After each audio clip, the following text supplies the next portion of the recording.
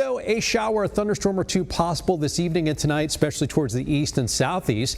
Tomorrow morning, it will be a muggy start today. Temperatures in the low 70s, may have a few sprinkles or a couple light showers.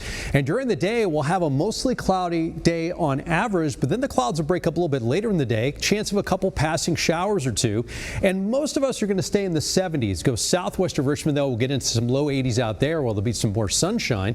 And then the clouds break up more tomorrow evening and going into Friday. In fact, after we start off in the low and mid 60s, less humid air builds in, and we're going to see a nice afternoon with highs getting into the lower 80s across the metro. So the first front comes through, knocks the humidity down for tomorrow, Friday into the first part of the weekend. It does turn more muggy Sunday into early Monday, but then another front's going to knock the humidity down.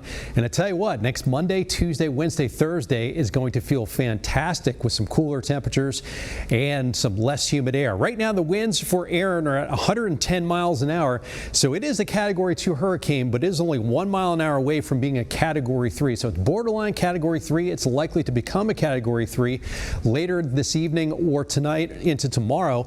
The outer edge of it just starting to get into radar range here, just a few hundred miles off the coast, but the center of the circulation is about 330 miles southeast of Cape Hatteras.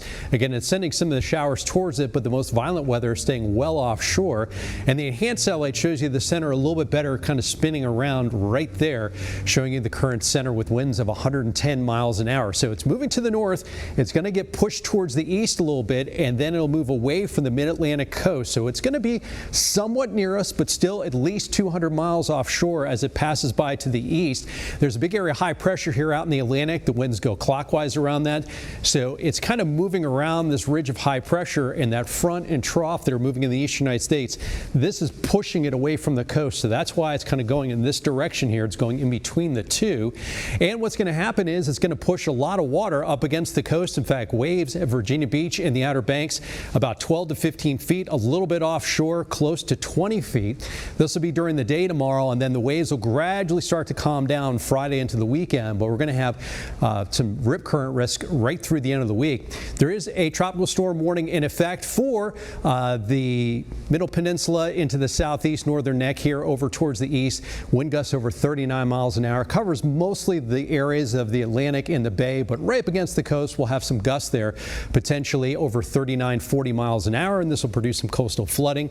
Water levels will be 1 to 3 feet above normal during the high tide cycles tomorrow and into Friday. Wind gusts near the coast up to around 40 miles an hour tomorrow afternoon. Central Virginia low and mid 20s, and then after that we'll start to see the winds calm down going into the day on Friday. So again, this is mainly going to be something for the coast, but inland we'll have some gusty breezes, a high of 79 tomorrow, less humid and lots of sunshine Friday and Saturday. A couple scatter storms, muggy on Sunday, but then turning less humid Monday into Tuesday, and highs the middle of next week around 80. Lows will be in the 50s to around 60.